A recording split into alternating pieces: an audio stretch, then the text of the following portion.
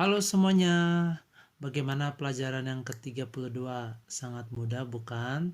Juga pelajaran yang ke-31 dan yang sebelumnya juga pelajaran yang ke-30. Pasti kalian semua bisa mengerjakan soal latihannya. Jikalau ada yang kalian belum mengerti, kalian silakan lihat lagi videonya. Hari ini Bapak Mario akan mengajari kalian tentang pelajaran ke-33, yaitu tentang pembulatan dan estimasi. Jadi, pembulatan dan estimasi itu adalah kita memperkirakan suatu angka ya, mendekati ke angka yang mana. Supaya lebih jelas, mari kita saksikan pemaparannya berikut ini. Nah, dalam kita kehidupan sehari-hari, kita kadang harus menghitung dengan cepat ya, diperhadapkan dengan situasi untuk menghitung dengan cepat.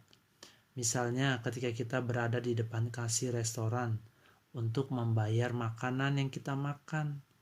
Biasanya untuk memudahkan kita mengambil uang yang nilainya lebih besar dan meminta uang kembalian kepada kasir agar kita tidak perlu menghitung dengan tepat berapa jumlah uang yang harus kita bayarkan atas makanan yang kita makan. Jadi kita memperkirakannya dengan cepat. Oh, kira-kira 100.000 rupiah misalkan, atau kira-kira 200.000 rupiah. Lalu kita akan mendapatkan kembaliannya berapa. Yuk kita akan lanjutkan penjelasannya.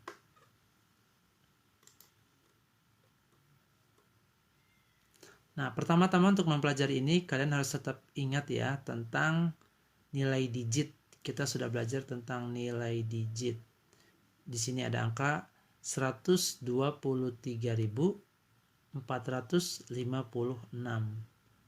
Digit yang paling terakhir ini adalah digit satuan. Yang kedua ini dari belakang adalah digit puluhan, berikutnya ratusan, ribuan, puluhan ribu, dan ratusan ribu. Oke, yang ini jangan sampai lupa ya tentang nilai digit. Kita lanjut. Nah, kita akan membulatkan bilangan. Di sini kita lihat ada bilangan 67. Kalau dalam garis bilangan gambarnya kira-kira seperti ini anak-anak ya.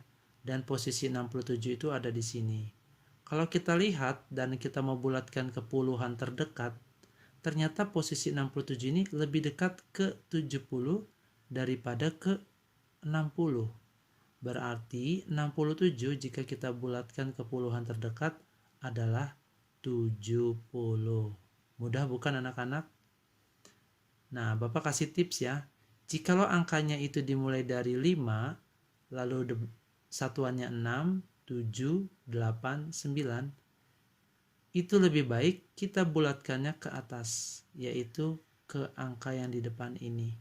Tapi kalau angkanya 4, 3, 2, 1, satuannya ya, itu lebih baik kita bulatkan ke belakang. Jadi 1, 2, 3, 4 ini dihilangkan. Jadi 60 saja. Tapi kalau satuannya itu 5, 6, 7, 8, 9, kita bulatkan ke atas. Jadi 70. Sangat mudah kan? Misalkan 65, berarti kita bulatkan menjadi 70. 66, 70. 69, 70. Tapi kalau 64, itu dibulatkannya menjadi 60. 63 jadi 60. Begitu seterusnya. Kita lanjut. Nah, ini ada contoh ya. Bulatkan bilangan 523 ke bilangan ratusan terdekat. Kali ini ke bilangan ratusan ya. Kalau yang sebelumnya itu adalah ke puluhan. Kalau dibuat garis bilangan seperti ini, dan kira-kira posisi angka 523 ini ada di sini. Berarti kita sudah bisa melihat ya, 523 ini lebih dekat ke angka atau bilangan 500. Sehingga 523 ini jika kita perkirakan atau kita bulatkan itu sama dengan 500. Bukan 600 ya. Kalau 600 itu ketika puluhannya ini angkanya atau bilangannya adalah 5 atau 6 atau 7 atau 8 atau 9. Tapi di sini puluhannya 2. Yang satuannya diabaikan saja karena kita sedang menghitung ke ratusan terdekat. Oke, lanjut berikutnya. Nah, ini ada contoh lagi. Seorang nelayan menangkap ikan sebanyak 34 ekor pada hari Senin, lalu 37 ekor pada hari Selasa. Berapa kira-kira banyaknya ikan yang ia tangkap selama 2 hari tersebut? Kalau kalian menemukan kata kira-kira, berarti kita harus memperkirakan dulu ya. 34 ini kita bulatkan menjadi berapa anak-anak? Karena belakangnya 4, berarti ini menjadi 30. Jika diperkirakan ini 30. Lalu kalau 37 jadi, karena di belakangnya ini satuannya adalah angka 7, berarti 37 ini lebih dekat ke angka 40. Berarti ini 30 ditambah 40. Jadi kira-kira semuanya 70 ekor ya. Sekali lagi, dari 30 ditambah 40 hasilnya 70 ekor. Itu dari memperkirakan 34 dengan 37. Oke, kita lanjut. Sangat mudah ya anak-anak ya. Berikutnya, sebuah sirkus keliling dapat memberikan 4 buah pertunjukan ya, 4 kali pertunjukan setiap hari. Lalu penjual tiketnya bisa menjual tiket pertunjukannya itu 517 buah tiket. Nah, perkirakan berapa banyak penonton yang menonton pertunjukan sirkus keliling tersebut setiap hari. Karena di sini ada kata perkirakan, berarti kita perkirakan ya. Yang 517 ini kita bulatkan dulu. Dia pasti lebih mendekati kemana anak-anak? Nah, karena puluhannya di sini 1, berarti ini diabaikan saja. Jadi ini hilang 17-nya, berarti ini lebih mendekati ke 500. Tinggal 500-nya dikalikan 4, karena dia 4 kali pertunjukan. 5 kali 4, 20, ditambah 02, berarti 2000 tiket yang terjual. Artinya 2000 orang penonton setiap harinya yang menonton pertunjukan sirkus keliling tersebut. Sangat mudah. Yuk, kita lanjut saja. Nah, anak-anak, terkadang waktu kita memperkirakan atau membulatkan, bisa saja kita meleset terlalu jauh. Jadi, kita tidak harus selalu mengalihkan bilangan yang dibulatkan ke puluhan, ke ratusan, atau ke ribuan. Kalau ada bilangan yang mudah dihitung, misalkan 25 dikali 4 atau 20 dikali 5, kita langsung saja dikalikan, itu mudah ya, tidak perlu diperkirakan. Tapi menurut Bapak Mario, kalau ada kata kira-kira, berarti kalian harus bulatkan ya. Contohnya, Rina mengendarai mobilnya sejauh 123 km dan ia hanya menghabiskan 4 liter bensin. Berapa kilometer kira-kira mobil Rina dapat berjalan untuk setiap liter bensin yang dihabiskan? Berarti kita akan membagi 123 dengan 4 liter bensin supaya kita tahu 1 liter bensin itu kira-kira dapat membuat mobil Rina berjalan berapa kilometer ya. Kita pilihannya ada 2. Pertama, 123 kita bulatkan menjadi 100. Lalu dibagi 4 ya, berarti 25. Jadi 1 liternya itu bisa membuat mobil Rina dapat berjalan sejauh 25 km.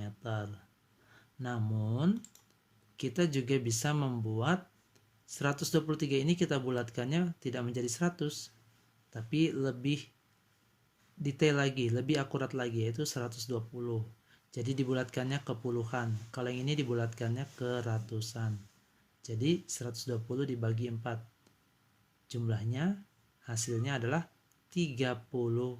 Berarti 1 liter bensin yang dihabiskan mobil Rina dapat membuat mobil Rina itu berjalan sejauh 30 km. Dan ini hasilnya lebih akurat ya. Lebih akurat yang ini. Tapi nanti kalau kalian dimintanya ke ratusan, jadi kalian buatnya ini aja. Kalau dimintanya ke puluhan, berarti ini. Oke, sangat mudah ya anak-anak. Mari kita lihat soal latihannya. Nah, di sini soal latihannya Bapak pandu sedikit ya. Bulatkan setiap bilangan di bawah ini ke bilangan yang bernilai puluhan. Berarti ke puluhan ya. Nah, ini kira-kira berapa? 72. Nah, karena di belakangnya 2, ini kita abaikan, hilang ya. Jadi 70. Berikutnya ini ke ratusan. 172. Nah, lihat yang puluhannya. Di sini angka 7. Bapak ingatkan lagi, kalau angka puluhannya untuk yang pembulatan ke ratusan, kalau puluhannya itu 5, 6, 7, 8, 9, kita bulatkan ke atas, berarti ini menjadi 200. Yang ini dan yang ini kalian kerjakan sendiri ya. Nah ini dia, Roni menabung sebanyak Rp512 pada bulan April, lalu dia menabung lagi ini. Lalu kira-kira jumlahnya berapa? Nah ini kalian bulatkan dulu, ini dibulatkan dulu, lalu dijumlahkan. Ingat ya, tulis di sini ya. 512 itu jadi berapa? Dibulatkan. 371 jadi berapa? Dibulatkan, lalu dijumlahkan. Yang ke-8 kalian kerjakan sendiri. Nah, di sini ada pekerjaan rumah. Ini seperti soal yang tadi ya, sebuah mobil dapat menempuh 17 km dengan menghabiskan 1 liter. Berapa kira-kira mobil tersebut dapat berjalan dengan 8 liter bensin? Nah, berarti ini dibulatkan dulu, baru dikali 8. Jangan dikali dulu, baru dibulatkan. Tidak ya, jadi dibulatkan dulu, lalu dikali 8. Nah, kalau ini poligon ya, sisi banyak. Nanti kalian lihat aja, ini sisinya ada berapa, lalu kalian melihat modul yang sebelumnya. Nah, kalau ini dikalikan seperti biasa aja, tidak perlu dibulatkan. Yang ini tidak perlu, karena ini tidak diminta untuk dibulatkan. Nah, ini gambar 3 buah garis yang sejajar satu dengan yang lain ya. Lalu ini, nah ini baru membulatkan. 621 kalian bulatkan ke ratusan. Yang pecahan ini digambar, kalian sudah pasti tahu ya. Nah ini yang jam, jangan sampai lupa, setiap satu gini itu 5, 5, 5, 5. Berarti kalau jarum pancingnya sampai ke 3 itu 5 tambah 5 tambah 5, berarti 15. Lanjut ya, oh tapi jangan lupa, ini pagi hari, bukan malam hari.